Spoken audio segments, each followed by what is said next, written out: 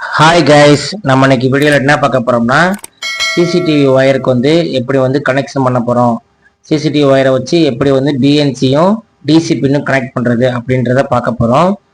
இப்போ வந்து எப்படி கனெக்ஷன் பண்ணுறதுனா, மொத்தம் வந்து சிசிடிவி வந்து 2 ஒயரை யூஸ் பண்ணுவோம்.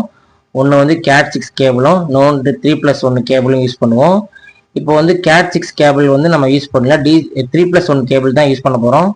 அதில் 3+1 வந்து ஒரு கனமான வயரும் 3 வந்து சின்ன ஸ்லீவ் உள்ள வயரும் வரும்.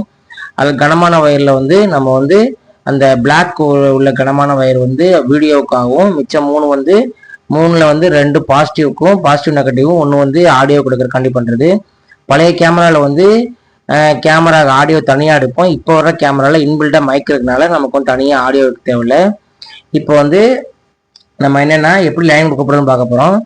இப்போ வந்து அதில் சொன்னது மாதிரியே வந்து வீடியோக்குள்ள லைனில் வந்து ஒரு 2 வயர் வரும்.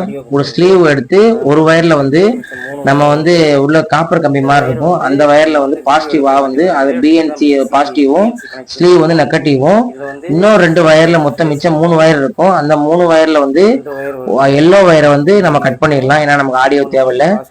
வீடியோ இதே பாசிட்டிவ்க்கு வந்து ரெட்டும், ஆஷ் கலர் வந்து கிரே கலர் வந்து நெகட்டிவாக எடுத்துக்க போகிறோம். எடுத்து நம்ம வந்து வயரிங் பண்ணிப்போம். இவ்வளோ தான். இது வந்து நல்லா ஸ்லீவ் ஜாயின் நல்லா பக்காவாக பண்ணணும். லூஸ் பாயிண்ட்லாம் வந்து நம்ம வீடியோ கிளாரிட்டி இருக்காது.